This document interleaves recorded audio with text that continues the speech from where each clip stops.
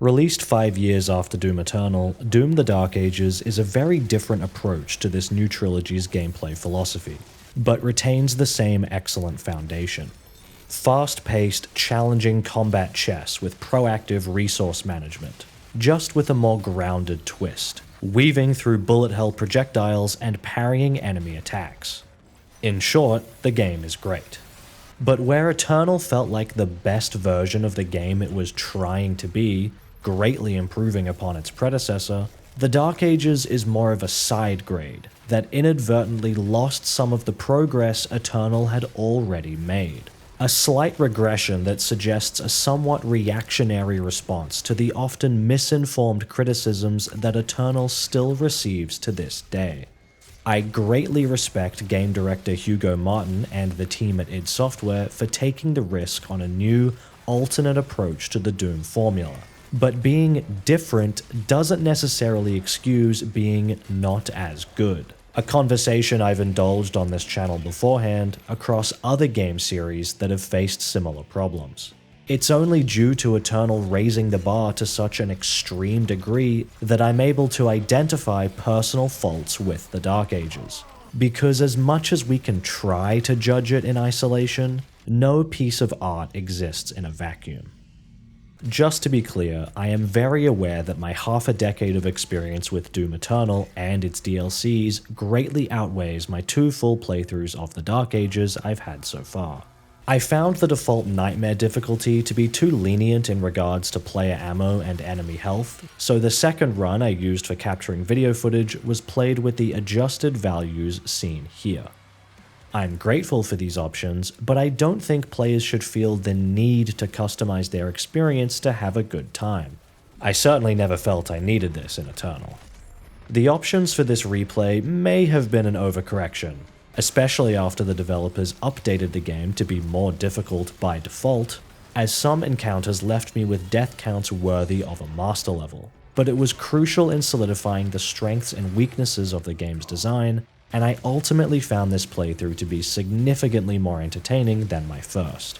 If I had infinite time, I'd love to have played it several times more before producing this video, not just for the sake of my integrity as a critic, but also for my personal enjoyment in pushing this new combat system to its limit. That's glowing praise for any action game, despite how it may sound after I present my criticisms. I never expected nor asked for another iteration of Doom Eternal, and found myself pleasantly surprised by many of the ways this game reinterprets the new Doom formula to be just as good as before, if not better, without producing the same game all over again. Positioning is more important than ever. Enemy projectiles in Eternal were so fast that I found myself paying little attention, hoping that my constant movement in any direction would be enough to keep me safe. Now they're slower and much larger, with fights often occurring in wider arenas that allow for long-range damage to arrive from all angles. Taller enemy fire can even block the player's shots, forcing them to reposition and find another opening. This brilliantly facilitates Doom's previously established goal of keeping players moving and making informed decisions. Now the act of evading projectiles carries more deliberate intent. The already excellent faltering system is the centerpiece of combat now, as it's been made much more explicit with clear tutorials and visual indicators to convey the state of staggered enemies. With so many demons active at a single time, players need to quickly prioritize their targets and consider which attacks will guarantee a falter. As fun as the glory kill animations were in the last games, it was a very wise decision to discard them here, maintaining the pace among the higher enemy count. There's no direct parallel to the flame belch or grenades either, likely because systems like these would have been far too exploitable with this many demons grouped together at once. Long-range hit-scan weapons are omitted entirely, keeping players nestled within the chaos of the Horde. Doom doesn't want you hiding behind cover taking cheap shots, so it suits this more grounded, parry-focused approach to forego them altogether. The new melee system complements this, letting players regain ammunition by expending limited melee strikes, further necessitating close quarters combat. Extra lives don't activate automatically anymore, giving the player the choice to avoid using them if they would prefer. It's still not an ideal implementation, but it's better. The static, passive buff totems of Eternal were used very well to encourage movement around the space, especially when they were guarded by other hazards, but have been replaced by specific, active enemies who buff others nearby, feeding more into the combat loop instead of smashing an object that can't fight back. I initially missed the Slayer Gates from Eternal, which were some of the most intense and rewarding encounters of the base game, but found that the Dark Ages adequately converted these into smaller, more frequent optional encounters scattered organically throughout the environment. Some of these fights can be deceptively brutal, and I love how they retain some of that classic antagonistic charm from the developers, like how this stomach acid room is full of buffed enemies with no leader in sight. Usually the player would remove the buff before engaging with these enemies, but that's not an option here. Only after their defeat is the buffed leader finally revealed, a lone, shielded soldier hiding just outside the room. Of the new tools on offer, the Shield Saw is easily the most important, with a suite of offensive and defensive applications that synergize with the main weapons. No issues on paper, but the execution is slightly lacking, lowering the skill ceiling compared to Eternal. The shield charge, for example, is a great option for maintaining close-range aggression on a single target, faltering smaller demons, or killing fodder to farm for health. But when viewed at a purely functional level, this is just a lesser version of Eternal's meat hook, which could also perform a linear dash towards enemies at an introductory level, but had the added complexity of allowing skilled players to fling themselves in any direction and set up aerial combos. It was also bound exclusively to the super shotgun, tying it in with Eternal's focus on using everything at the player's disposal, whereas the shield is available at all times no matter which gun is equipped. In terms of strategy, there isn't much more to it, except for some basic traversal outside of combat, instantly killing stone imps, and an upgrade that temporarily makes it stronger after clearing fodder with a shield throw. I'm not suggesting that the shield needed meat hook style aerial movement capabilities, because that wouldn't suit this type of game, and I'm certainly not saying I wish it was a separate equipable weapon. I'm just drawing a distinction between these mechanics in terms of the depth and functionality they provide to players. One is a binary ability that supports a single linear function, while the other is a flexible movement tool with a broad array of potential use cases. If I had to offer a suggestion for how this could have been improved, maybe the charge could have launched smaller demons into larger ones to trigger a hard falter, like the wondrously versatile kick in Shady Knight. But such ideas can only ever be proven after rigorous iteration and playtesting. Sometimes a simple move like the shield charge serves its purpose just fine. But this isn't the only example. Thankfully, the shield throw possesses broader functionality than the charge, clearing out waves of fodder demons, breaking enemy armor, faltering nearby demons when thrown at a dazed enemy, and locking down larger opponents. With the heightened amount of active threats in this game, stunning big targets becomes increasingly important, and I really like how it momentarily removes the player's only source of defense while the shield is implanted.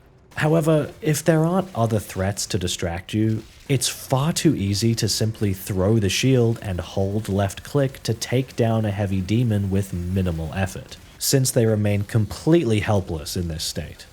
Eternal's closest equivalent would be the microwave beam mod for the plasma rifle, which slowed the player to a crawl, cost a lot of ammo, and only stunned the targeted enemy while the beam continued firing, meaning players could use it as a setup for dealing serious damage across multiple guns in the brief window of time before the demon began to fight back. For the sake of fairness, I should note that super heavy demons cannot be locked down with the shield throw at all, but not all enemies in Eternal could be stunned with the microwave beam either. The ice bomb could also freeze enemies in place for a short time, but unlike the shield, it was a limited resource on a strict cooldown. Again, I need to stress that I'm not asking for microwave beam quick swap strategies here. I'm simply displaying how Eternal really made players work for their victories by using their whole arsenal, where the Dark Ages seemed to aim for a more accessible approach by making these techniques immediately available.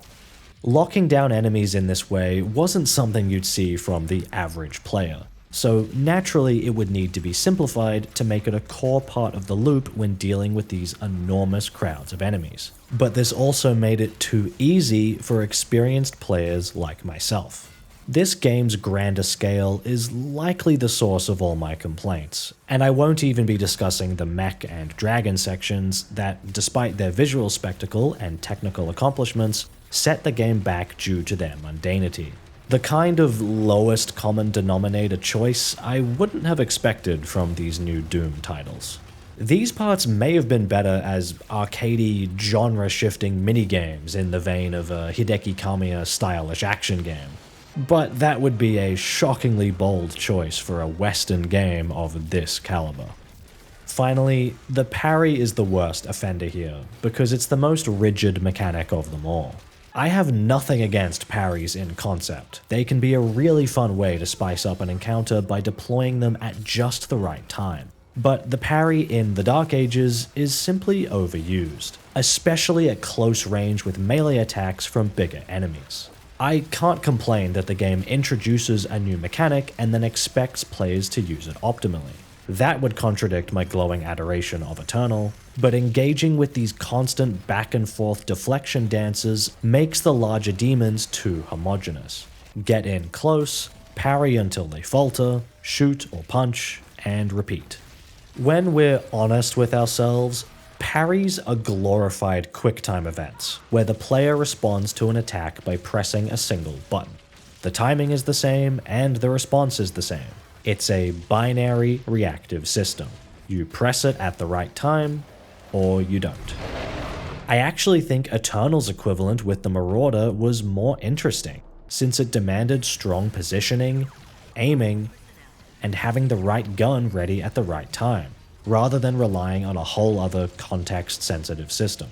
For those who genuinely, and incorrectly, believed Doom Eternal to be a game of Simon Says, I struggle to see how they could prefer the Dark Ages approach to combat with such a strong emphasis on reacting to bright green lights. Now every enemy is the Marauder, to put it in less charitable terms.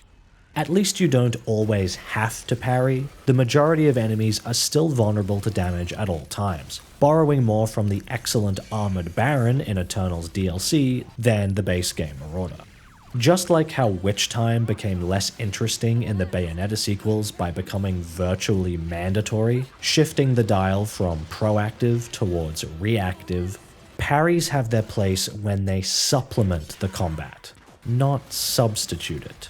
This is why the Dark Ages' focus on deflecting enemy projectiles is far more appealing, as it combines the player's pre-established awareness of positioning with an opportunity to let the tables turn.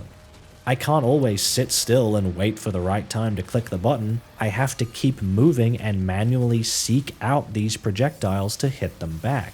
And that small increase of intent goes a long way to improve my engagement. The new melee system is a good example of this, replacing the invincible chainsaw animation with a riskier, more manual process for regaining ammunition while also shaving off enemy health. The gauntlet remains my melee tool of choice due to its combo potential, beginning with 2 weaker punches that end with a crunchy, satisfying kick for extra damage and a hard falter. Similar to the excellent dodge offset system in Bayonetta, players can strategically store this kick for a few seconds after the first 2 punches, starting the punch combo on lesser enemies and saving the kick for a more worthy foe.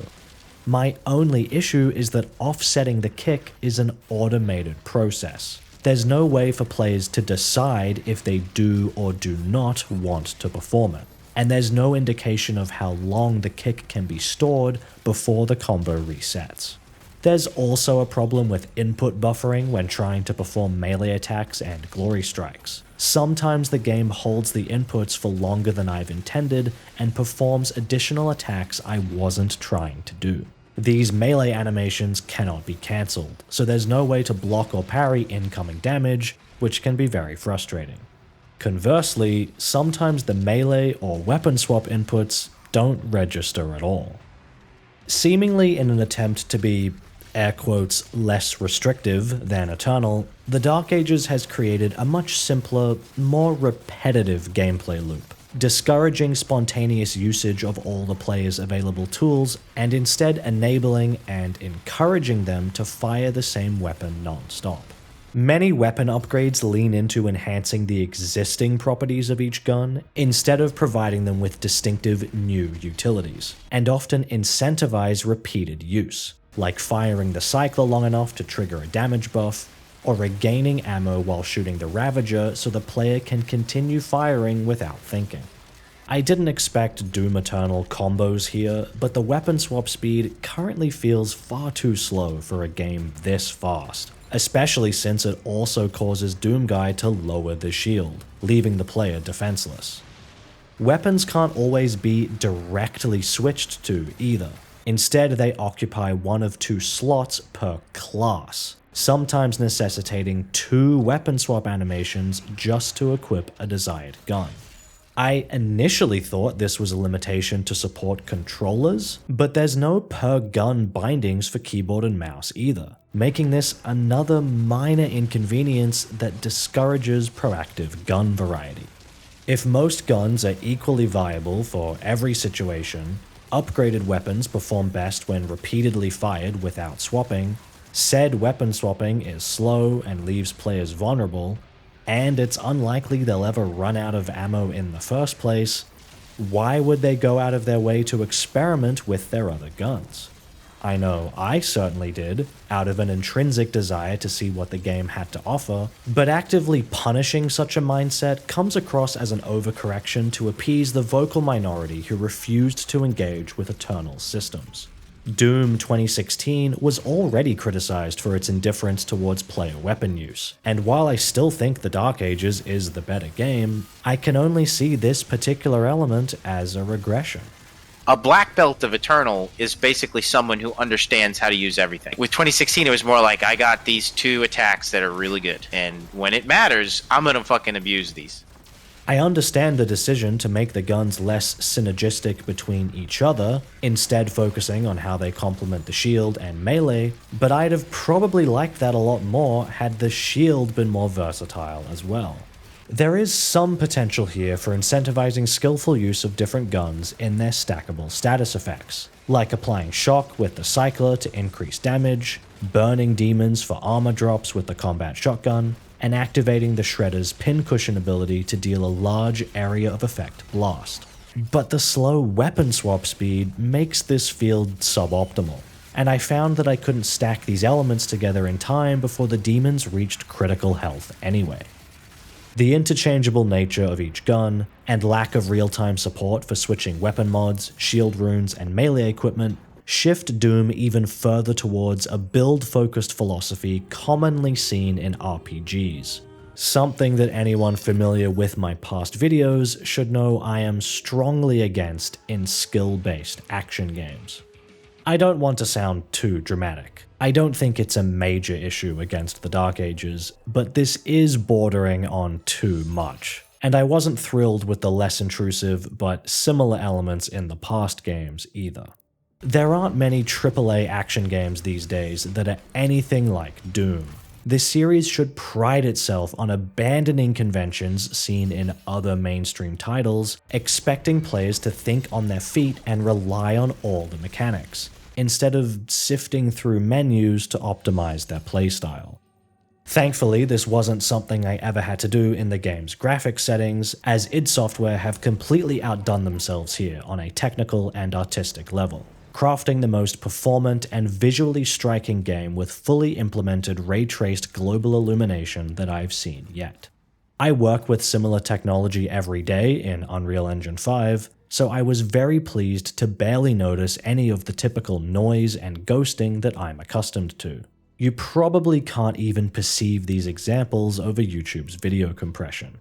Ray tracing doesn't have to be a checkbox in a menu that makes games look marginally better but run significantly worse. It's an industry standard element of CG lighting that has only recently become viable in video games, and it's a fully art-directed element here, not an optional afterthought.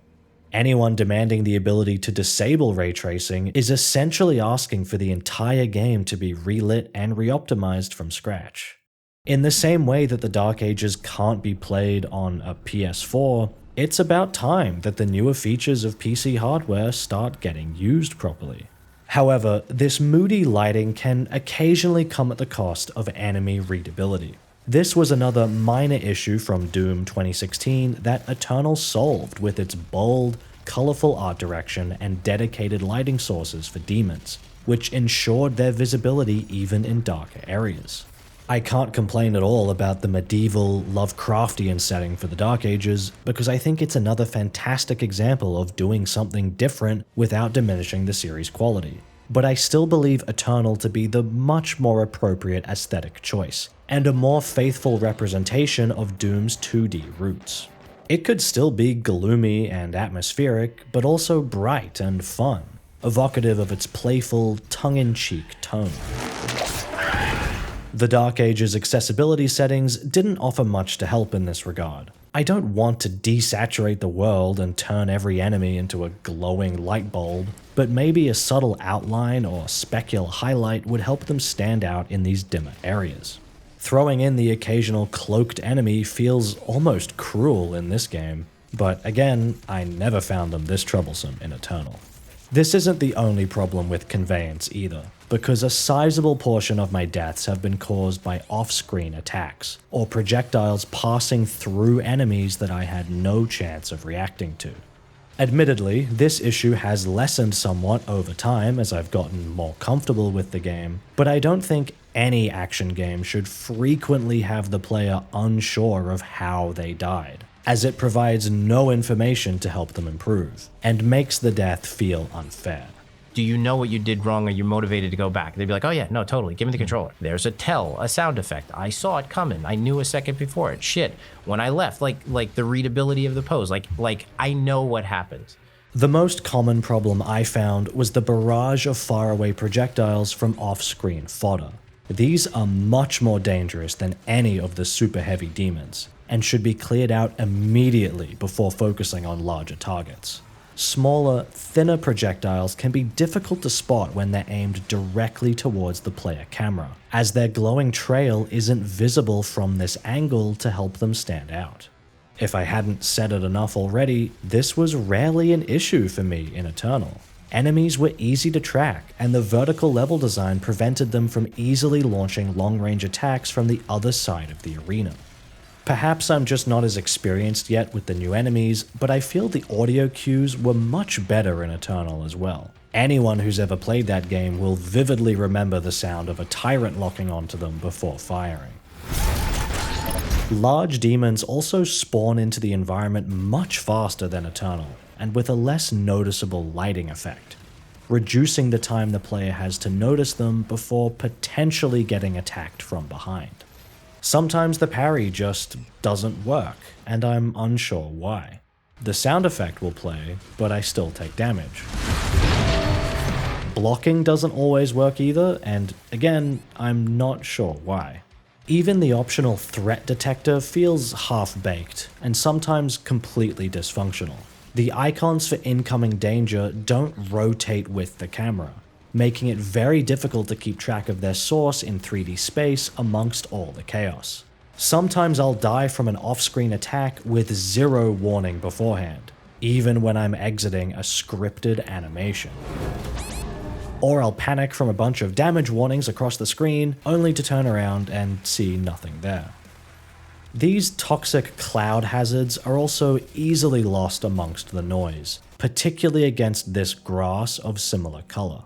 Vague, amorphous positional hazards are a poor match for a first-person shooter. The player can't see their own body, and therefore has no clear indication of how close they can get before taking damage. And they certainly won't be looking at the floor while they're aiming upwards at targets as tall as this. Issues like these don't ruin the game, but certainly subtract from the satisfaction of completing its toughest challenges when so many failed attempts weren't entirely the result of user error. I didn't begin Doom Eternal with all the skills you see me deploying now. Proficiency like this takes time and practice, and I still struggle to complete master levels on Nightmare. I was thankfully able to recover some old, crunchy footage from my first ever playthrough in 2020 on Ultra Violence difficulty, and you can immediately see the difference in how I'm playing. I'm swapping weapons less often, and certainly aren't doing any advanced combos. I'm rarely dashing or using the meat hook, only occasionally targeting enemy weak points, and I'm a lot less proactive with the chainsaw, flame belch, grenades, and blood punch. I don't want to misrepresent the Dark Ages, because there absolutely is depth and combo potential in its systems, but I don't foresee such a tangible difference in player performance between skill levels compared to what I've just outlined with Eternal. Keep in mind, my footage is only scratching the surface of what's possible. I still have so much room to improve. Anyone familiar with my past videos should know that these criticisms aren't especially unique. I'm always asking for higher skill ceilings and less binary design across many different games, and Doom is no exception. I understand that players can only divert so much mental energy at a time. The greater emphasis on positioning must come at the cost of movement and combat options, to a certain extent anyway. Perhaps that balance was shifted just a little too far, and the same goes for the uninspired handling of its narrative. Doom 2016's intro wasn't making a statement against the medium itself for trying to tell stories. It was mocking intrusive, shoehorned attempts at storytelling that waste the player's time in more gameplay-focused genres. I respect the decision post-2016 to offload most story content into skippable cutscenes as to leave the game experience undisturbed, but with how much effort was evidently placed into these latest cinematics, I would have preferred them to carry some weight, and preserve the prior game's campy, rebellious tone. Now everything is self-serious and straight-faced, with only one brief moment that gave me a laugh. I don't mind the removal of glory kills for gameplay, but they have substantially lessened the slapstick appeal that made Eternal so entertaining. For a series that borrows so heavily from the Evil Dead films, I'm a little disappointed they didn't lean even further into goofy comedy with this new setting.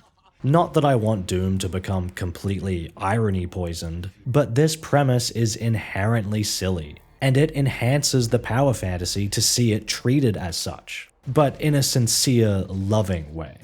Navigating the insides of Cthulhu's stomach and then later demolishing him in a mech fight is certainly more of the cartoonish fun that I wanted to see, but those are the exceptions rather than the rule. Doomguy serves his narrative role as an action game audience surrogate, a ball of rage who just wants to fight, but is surrounded by antagonistic idiots who don't know what they're doing. Unlike many of us who deal with annoying figures of authority in real life, he has the strength and courage to see through the bullshit and do what needs to be done without fearing the consequences. When this chaotic demon slayer is effectively the straight man in every dynamic, it makes for great comedy, and reinforces the importance of aggression during gameplay. But this appeal is eroded when Doomguy is assisted by a cast of well-meaning support characters with no ulterior motives, giving him little to work with. Maybe players would have cared more about Doomguy breaking free from mind control if it was reflected in gameplay. Early levels could have been frustratingly guided, with the makers restraining them when straying from the path, or arbitrarily withholding their stronger abilities until receiving authorization. Now the player's motivation is aligned with the protagonist through gameplay. They both want to rebel against their captors, regaining their agency and earning their revenge. Much like 2016, this could have been used as an opportunity for some meta-commentary on wider trends within the medium, too. I'll readily admit that this hypothetical narrative incorporation could have backfired horrifically and just been outright annoying, but the potential was there to get the player more invested. If this sounds far-fetched, keep in mind that it may have been intended at one point, as the first few stages in the game are more linear and claustrophobic, with the first grand explorative environment appearing right after the Slayer regains his autonomy in the story. There's a subtle but appreciated moment of ludo-narrative cohesion in the Harbor of Souls, when Doomguy has died and is trying to escape from the afterlife. The player's face icon in the bottom of the screen changes to this zombified portrait, and the level contains this game's first occurrence of the Berserk Spheres, effectively personifying the Slayer's rage as a man who is literally too angry to die, through something as simple and contrived as a video game power-up. Although I have to admit this idea would have been better communicated with the savage glory kill animations seen in the last two games, instead of a mere damage buff. I know it seems frivolous to criticize the story of Doom, but these elements were included for a reason, and as such, they are worthy of as much scrutiny as anything else. I don't think it's too much to ask for a simple story that complements the gameplay more in line with the other games, instead of one that becomes an obstacle to my enjoyment. Navigating change is never easy, as a series comes with an established identity that inherently makes it less flexible than working with a new IP. It's obvious why Doom isn't a kart racer, and Mario Kart isn't a first-person shooter. Although, even that series has run into issues from attempting to avoid stagnation. Mario Kart 8 was loaded with so much high-quality content that the team felt compelled to try something else, setting the latest game within a seamless open world that, while impressive, distracts from what makes these games so enjoyable. Ironically, the basics of racing feel practically identical to before, but I don't think anyone was asking for connected routes between courses to be mostly flat, straight lines, with less opportunity for higher skilled players to use the excellent new movement tools. This was certainly different for Mario Kart, but it's also worse, at least for standard races. Then there's Monster Hunter Wilds, which also pivoted an established series into an open world setting, yet ultimately changed very little of how the core game is played. It's often faster to ignore the seamless map and just play the game like any other past entry, making the new features rather pointless. Much like how Mario Kart players would rather stick to the traditional racetracks of old. It doesn't matter so much that the newer Sonic games played nothing like the originals. The real problem is that they're much less enjoyable games with less fluid mechanics. I find it baffling that they barely utilize Sonic's rolling function anymore when it's the entire point of his character design, but I could look past that if the games were fun in their own right, and built upon a successful formula. For as much as I've complained about the Dark Ages, it is worlds apart from 3D Sonic in this regard. New Doom has a solid foundation of push-forward combat chess that it can adapt however it wants, whereas the core of 3D Sonic is embarrassingly shallow and has gone unchanged for over 2 decades, refusing to meaningfully engage with its source material beyond the surface level. Meanwhile, id Software frequently cite the original Doom games as their primary inspirations. Penny's big breakaway succeeded by adapting the principles of 2D Sonic into an entirely new context, creating a game that plays very differently, but retains that trademark feeling of the classic Sonic titles. I apologize for speaking on this preemptively, but Metroid Prime 4 appears to be guilty of a similar problem as the Sonic series, looking like just another Metroid Prime game, without addressing any of its fundamental problems. Much like 3D Sonic, I've been begging for Prime to take more notes from its open-ended, player-driven 2D origins. I don't want these games to abandon what made them special, but I'm always going to be less interested when I know how much better the series has been in 2D, or when I compare them against other first-person adventure titles with their own creative, open-ended systems. I could change this very YouTube channel from thoughtful, scripted videos about games I'm genuinely interested in to clickbait, anti-woke commentary about the latest trending drama. That would definitely be different, but it would also be terrible.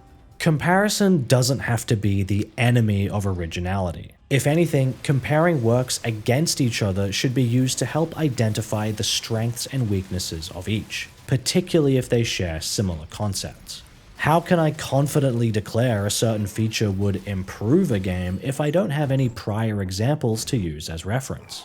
When a quality bar is raised so high in one game, it's not wrong for audiences to be disappointed when that bar is lowered in the next one, even if only by a small amount. Of course, such a bar is entirely subjective, which makes this discussion all the more fascinating. Everything is a product of the environment it was crafted in, and each piece of entertainment is competing against all others for your valuable time. Therefore, as a player, I strive to experience only the very best. I don't think anyone would be complaining about the decent yet forgettable soundtrack for the Dark Ages if not for the sheer excellence of Mick Gordon's work beforehand. In fact, very few would probably be talking about it in the first place, but it's through knowing how good it could have been that the issues reveal themselves. A rising tide lifts all boats and drowns those without one. In the same way, I know how great Doom, Sonic, and Metroid could be because I've already played them. The Doom series already had to recover from controversial, drastic changes that strayed too far from its core appeal, and I think id Software knows not to repeat that. There's a reason Doom isn't a cooperative action RPG looter-shooter roguelike, because while it would be different and new for the series, it would also be just like every other boring shooter right now, and exactly the type of game that Doom 2016 was confidently defying. So long as later installments retain their core focus of fast-paced, push-forward combat, I'll likely be on board with however they decide to reinvent each entry, akin to Nintendo's approach for the 3D Mario and Zelda games. Each one builds from the same core foundation, but offers their own standalone features that provide a distinct identity. Of course, those games aren't immune from criticisms against their individual problems either, particularly when some elements are handled better in prior titles. One Mario game might have the best movement, but suffers from weaker level design, while another may have more demanding level design, but less nuanced movement.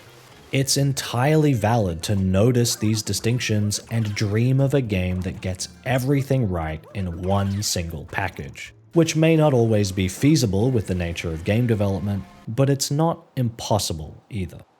Doom Eternal was one of those rare games, with outstanding combat, gorgeous presentation that enhanced the gameplay, a shocking amount of post-game challenges, and no superfluous filler or downtime. It refined and improved everything from 2016 to such a degree that it forced them to pivot its sequel into a different direction. And I can't imagine the pressure one would feel trying to outdo themselves when their prior work was of such tremendous quality. Perhaps the next Doom game will be such a dramatic improvement that the issues I've raised here will become even more apparent in hindsight. Or I'll enjoy the Dark Ages even more over time, and look back on this video as an embarrassing time capsule of when I didn't truly understand it yet. I would like to see some of my smaller problems addressed in updates, but I don't want the game to be changed into something it's not. It should strive to become the best version of what it was trying to be, and remain as a learning experience for those that follow. No one wants to see a series they love turn into a shadow of its former self, but it has happened before, and could always happen again. All good things must come to an end eventually. Hugo Martin and the rest of id Software won't be around forever. Sooner or later, it will be up to the next generation to decide what elements of Doom get carried forward into the future, and which get left behind in favor of something else. I can only hope they make the right call, because those who fail to learn from the past are doomed to repeat it.